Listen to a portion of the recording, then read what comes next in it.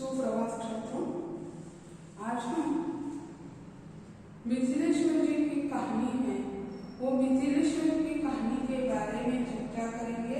मिथिलेश्वर की कहानी जो है वह है ग्रह प्रवेश यानी ग्रह प्रवेश। इसके बारे में उन्होंने चर्चा करती है।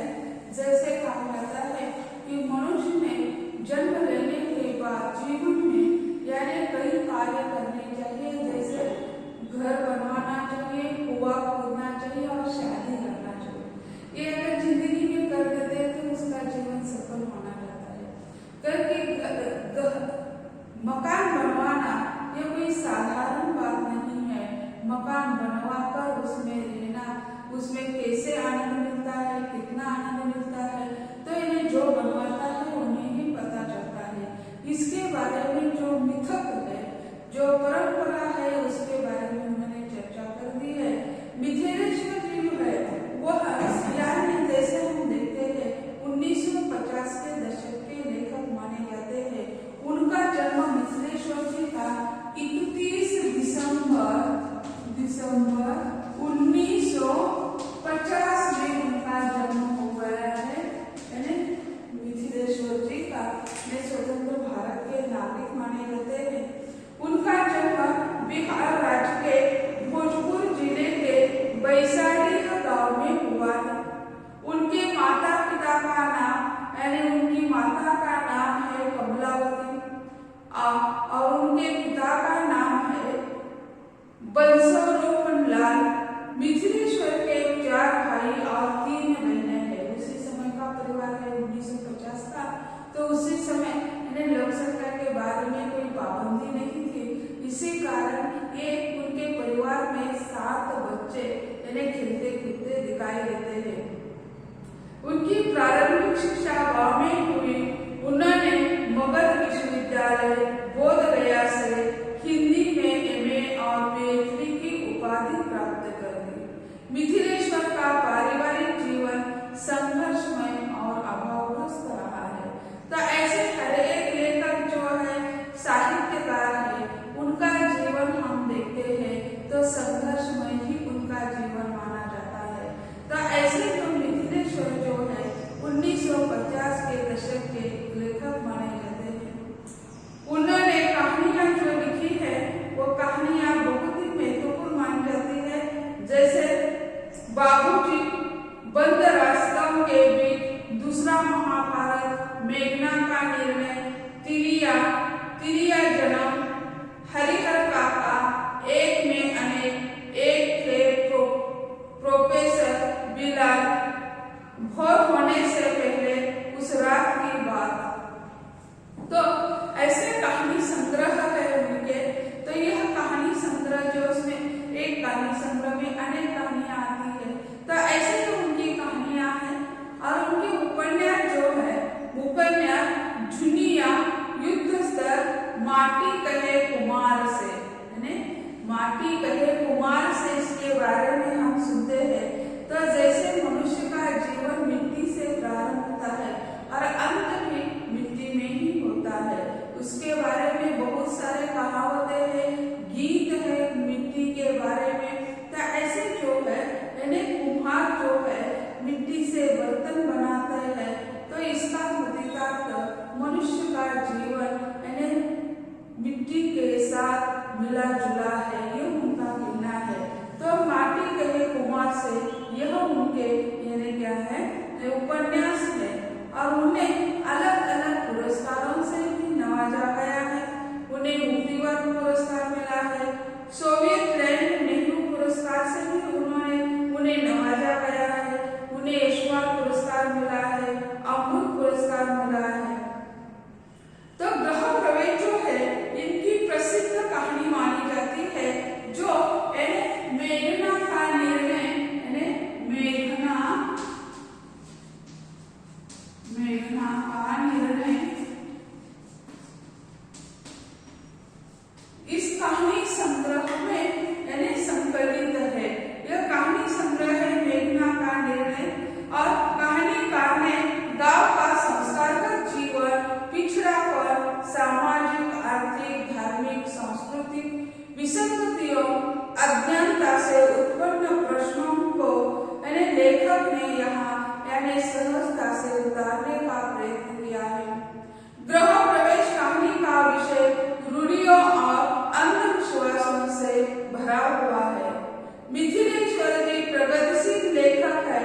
मकान में बिना गृह प्रवेश विधि के ही आ जाते हैं। घर के लोग घर में या घर के बाहर घटित हर दुखद घटना का संबंध गृह प्रवेश से लगाते हैं। गृह प्रवेश विधिवत न करने से जोड़ते हैं। हर दुखद घटना का कारण गृह प्रवेश न करने को मानते हैं। इसी कारण श्रीवास्तव जी का जीना दूभर हो जाता है। मित्र सलाह देते हैं कि प्रगतिशीलता रचनाओं में अच्छी है, जीवन में नहीं है। प्रगतिशील विचार ये सब कुछ व्यासपीठ पर लिखने के बोलने के लिए, लेकिन उसे वास्तविक जीवन में उतारने के लिए बहुत ही कष्टप्राय होता है। तो घर में गृह प्रवेश न करने के कारण लेखक का जीना परिवार वाले रिश्तेदार दूभर कर देते हैं। इसका चित्रण उन्होंने इस कहानी में करने का प्रयत्न कर दिया है, मगर इसका असली कारण आर्थिक अभाव ही है। अंधविश्वासों से ही वे अधिक चिपके रहते हैं जो आर्थिक दृष्टि से कमजोर होते हैं। यहाँ यानी उन्होंने गृह प्रवेश क्यों नहीं किया? आर्थिक अभाव था। तो लेखक कहते हैं कि यानी कौन अंधविश्वासों पर विश्वास रखते हैं? जो आर्थिक कमजोर होते हैं वे अंधविश्वासों पर विश्वास रखते हुए दिखाई देते हैं। मैं संक्षिप्त में इसकी कथाओं से बता दूंगी और बाद में हम उसे लाइन बाय लाइन पढ़ भी देंगे। तो ऐसे में मिथिलेश्वर जो है, मिथिलेश्वर जी ने जो लिखा हुआ कहानी है कि गृह प्रवेश, इनकी मुख्य पात्र जो है वह है श्रीवास्तव जी। श्रीवास्तव जी यानी एक प्रगतिशील लेखक माने जाते हैं और प्रगतिशील लेखक है। वे शहर में इन्हें मकान बनाते हैं और मकान में रहने के लिए परिवार के लोग बहुत उत्सुक है। परिवार के लिए गांव में रहते हैं। श्रीवास्तव जी शहर में गांव बनाते हैं, घर बनाते हैं, तो वे लोग उत्सुक हो जाते हैं कि विधिवत उनका गृह प्रवेश होगा, ये समारोह होगा, वो समारोह होगा। लेकिन अर्थाभाव में भी उन्होंने मकान बनवा दिया और ये फिजूल खर्चा उन्हें लगता है। गृह प्रवेश के समारोह के लिए खर्चा करना वो फिजूल करता है और वे क्या करते हैं, शहर में तो गाँव वाले नहीं है। इसी कारण उनके कोई 2-4 लेखक मित्र है, उन्हें वे बुला लेते हैं, घर में प्रवेश कर लेते हैं, रहने लगते हैं और फिर बाद में घर के लोग आ जाते हैं, परिवार के लोग आ जाते हैं। परिवार बड़ा है, सब लोग घर में आकर रहते हैं। उन्हें पता नहीं था कि यानी विधिवत उनकी पूजा जो कोई पूजा पाठ हो चुका है या नहीं है। लेकिन जब एक बार उनके परिवार की एक लड़की छत से गिर जाती है तब उन्हें पता चलता है कि इस घर का विधिवत पूजन नहीं हो चुका है। तो ये उनके कोई रिश्तेदार है, भांजा है, बेटा है, उन्हें नौकरी नहीं मिलती तो वे लोग यानी उस घटना से यानी संबंध जोड़ने का प्रयत्न कर देते हैं। ऐसे घटना तो घटित होती ही है। अगर कोई बुरी घटना घटित होती है तो उसका संबंध गृह प्रवेश से लगा देते हैं। गृह में कोई दोष है उसे दूर करना चाहिए, ये करना चाहिए, वो करना चाहिए। आज भी हम देखते हैं बहुत अच्छे मकान बनवाए होते हैं, लेकिन कोई कहता है कि नहीं इसमें कोई दोष है, तो इन्हें बनाया मकान फिर लोग तोड़ देते हैं, उसमें कोई परिवर्तन कर देते हैं। तो ऐसे जो है कौन सी दिशा बुरी है, सब दिशा अच्छी है, ये कहने के लिए ठीक है। लेकिन जब हम स्वयं का मकान बनवाते हैं तब यानी क्या हो जाता है, उसमें परिवर्तन होता हुआ दिखाई देता है। तो ऐसे में जो है श्रीवास्तव जी के बारे में हम जान लेंगे। पिछले काफी समय से श्रीवास्तव जी बहुत चिंतित रहने लगे थे। उनकी चिंता का कारण कुछ और नहीं बल्कि उनका नया मकान और गृह प्रवेश है। वर्ष 1975 में उन्होंने अपना यह मकान बनवाया था। उनके गृह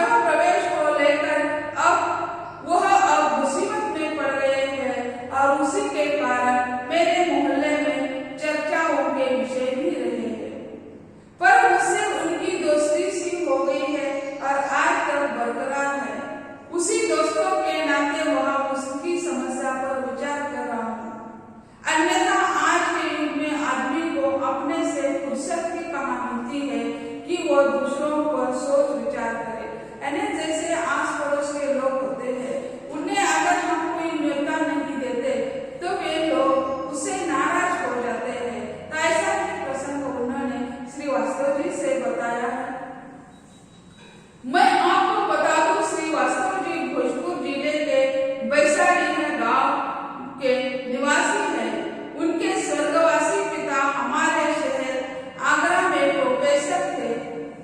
वर्षों पहले उनके पिता ने हमारे मोहल्ले में मकान बनवाने के लिए थोड़ी सी जमीन ले ली थी, लेकिन अपनी जिंदगी में वह मकान नहीं बनवा सके। उसी जमीन में मकान बनवाने के लिए श्रीवास्तव जी शहर आए थे। श्रीवास्तव जी के पिताजी जो है अध्यापक थे एक कॉलेज में, और उन्होंने मकान बनवाने के लिए शहर में जमीन खरीद ली थी, लेकिन वे अपनी जिंदगी में उसमें मकान नहीं बनवा सके। उनके बेटे जो है श्रीवास्तव जी मकान बनवाने के लिए शहर आ जाते हैं। शुरू में वो हमारे मोहल्ले के बिल्कुल नए थे, अपरिचित थे। हमने अपने मकान से देखा था कि वर्षों से प्रति पड़ी जमीन में मकान बनवाने का काम शुरू हो गया है। एक दुबला पतला नौजवान आदमी काफी तत्परता से मकान निर्माण में जुटा हुआ है। मजदूर मिस्त्री को समझाते और पूरा दिन खड़ा रहकर काम कराते हुए वह आदमी धीरे धीरे हमारा परिचित होता गया। फिर हम उसे श्रीवास्तव जी के नाम से ही जानने लगे।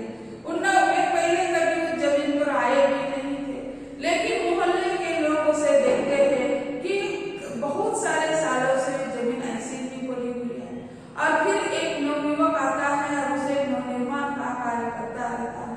लोग उसे देखकर पहले आचंबित हो जाते हैं, लेकिन मकान बनवा रहा है तो उनके मोहल्ले का सदस्य बन गया।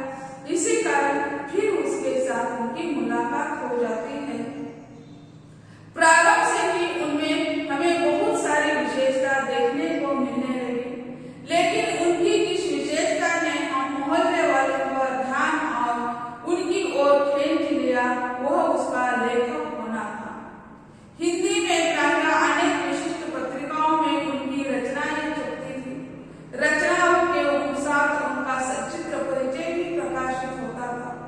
हमारे मोहल्ले में आ जाने के बाद अपने परिचय के साथ श्रीवास्तव जी ने हमारे मोहल्ले और शहर का नाम भी रोशन कर दिया, जो हमारे लिए गर्व का विषय था। यानी उस मोहल्ले में वह लेखक रहते थे, यह उस मोहल्ले वालों को बहुत ही गर्व की बात महसूस होती थी। श्रीवास्तव जी की दूसरी विशेषता थी कि रूढ़ी मुक्त और प्रगतिशील जीवन जीना। यानी रूढ़ी परंपरा जो है उसे छोड़कर मुक्त छंद से अपनी इच्छा के अनुसार जीवन जीना, यह उनकी विशेषता दिखाई देती है। अब उन्हें बराबर रूढ़ियों, आडंबर और पाखंड से दूर ही देखा करते थे। उनसे बातचीत के क्रम में हमें यह महसूस हुआ कि उन्होंने अपनी शादी में रूढ़िगत धार्मिक रस्मों और आडंबर बंधनों को स्वीकार नहीं किया था। यानी उन्होंने जो उनका विवाह कर दिया था वह भी रूढ़ी परंपरा से मुक्त विवाह कर दिया था। हमने उनके विचार या व्यवहार के सामंजस्य के बारे में सोच ही रहे थे कि उनके मकान में गृह प्रवेश की रस्म का समय आ गया। बस हमने सब कुछ देख लिया। मोहल्ले के लोगों को लग रहा था कि एक दिन उनके यहाँ समारोह होगा, सभी लोगों को खाने का न्योता मिल जाएगा, उनका घर देखने का मौका मिल जाएगा, लेकिन हुआ उल्टा ही। श्रीवास्तव जी बिना किसी कुशल पंडित को दिखाए, बिना पूजा पाठ खान पान कराए, बिना मोहल्ले वाले को भोजन करा दिए, अपने 2-3 लेखक मित्रों को हल्के चाय नाश्ते पर आमंत्रित कर गृह प्रवेश कर गए और अपनी पत्नी और छोटे भाई के साथ रहने लगे। उन्होंने उनके जो मित्र थे, लेखक मित्र, उन्हें चाय पान के लिए घर में बुलाया और अपना छोटे खाने जो सामान गृह प्रवेश का वो उन्होंने समाप्त कर दिया और पत्नी और छोटे भाई के साथ वह रहने के लिए आ गए। श्रीवास्तव जी की इस घटना से जहां एक और मोहल्ले में उनकी काफी आलोचना हो गई और दूसरी ओर उनके प्रशंसकों की भी कमी नहीं थी। एक और लोग कह रहे थे कितने अच्छे हैं, ये सब कुछ उन्होंने ठुकरा दिया और बाकी उनकी आलोचना करने वाले भी थे, कैसे है, कैसा है, कंजूस, गृह प्रवेश भी नहीं कर दिया, लोगों के मुंहों को हम बंद नहीं कर सकते हैं। तो ऐसे श्रीवास्तव जी की आलोचना करने वाले भी काफी थे और उसके वाहवा करने वाले भी काफी थे। कहने की आवश्यकता नहीं कि मैं उनका सबसे पहला प्रशंसक बन गया। बाद में वैचारिक समानता के कारण हम शीघ्र ही एक दूसरे के घनिष्ठ हो गए। कमलेश्वर जी कहते हैं कि मैं भी उसके चाहने वाला था। बाद में मित्रता इतनी गाढ़ी हो गई कि पूछने की बात ही नहीं।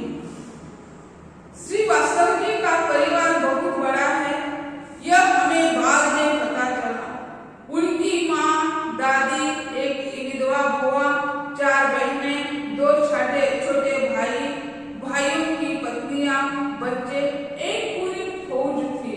गांव में उनका परिवार जो है, उनकी दादी है, माँ है, बुआ है, 4 बहनें हैं, छोटे भाई हैं, भाई और उनके जो बड़े भाई हैं उनकी पत्नियां हैं। तो ऐसा ही था। तो मिथिलेश्वर जी कहते हैं कि पूरी पलटन ही उनके परिवार में है। सब लोग श्रीवास्तव जी के साथ आकर शहर में रहने लगे। अब श्रीवास्तव जी की स्थिति हमें बहुत दयनीय लगने लगी। इतने लोग घर में आकर रहे तो शहर में कुछ तो अपना नहीं होता है, सब कुछ पैसा देकर ही बाजार से खरीदना पड़ता है। तो ऐसी उनकी स्थिति बन गई कि उनकी स्थिति अच्छी होने के सिवा बिगड़ने ही लगी है। एक छोटे मकान में इतने बड़े परिवार के आ जाने से दिक्कत तो होगी ही, साथ ही परिवार का उनके प्रति उपेक्षणीय व्यवहार देखकर हम लोग दंग रह जाते। हमने सोचा था कि इतने बड़े लेखक का घर में काफी सम्मान होगा, लेकिन घर के लिए वह एक निहायत फालतू चीज थे। बाहर के लोगों को लगता था लेखक का घर परिवार में बहुत सम्मान होगा, उन्हें बहुत सम्मान मिलता होगा, लेकिन वह परिवार के लिए एक फालतू चीज थे, ऐसे लेखक कहते हैं। अगर यहाँ फालतू व्यक्ति कहते तो अच्छा, लेकिन फालतू चीज उन्होंने कहा है। जो चीज जो होती है वस्तु वह निर्जीव होती है, वह सजीव नहीं होती, इसी कारण हमने फालतू चीज ऐसा कहा है। उनके परिवार के लोगों से पता चला कि श्रीवास्तव जी ठीक आदमी नहीं है, कि लेखक के चलते उन्होंने कोई नौकरी नहीं की और उनके लेखन से कोई अर्थोपार्जन भी नहीं हो चुका है। उनके परिवार वाले कहते थे कि लेखक की जिंदगी से उन्हें कोई नहीं मिला, लेखन के सिवा उन्होंने दूसरी नौकरी भी नहीं की है। वे अपने लेखन में ही माहिर होने का प्रयत्न करते रहे, लेकिन ऐसी कैसी जिंदगी चल सकती है? तो उससे उनका परिवार जो है, उनका परिवार उनसे नाराज है।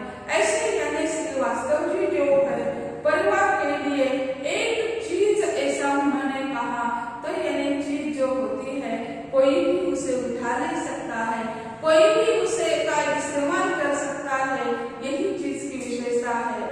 तो ऐसे यहाँ मिथिलेश्वर जी ने श्रीवास्तव जी के गृह प्रवेश जो है, गृह प्रवेश के बारे में एक विडंबनात्मकता हमें दिखाई देते हैं। जो विडंबन होते हैं, मिथक होते हैं, परंपरा होते हैं, उसे अगर एकाध व्यक्ति ठुकरा देता है, मानने का विरोध कर देता है, तो वो किस तरह की समस्याओं को सामना करने के मजबूर हो जाता है, यह इस कहानी के माध्यम से बताने का कार्य मिथिलेश्वर जी ने कर कर दिया है। धन्यवाद।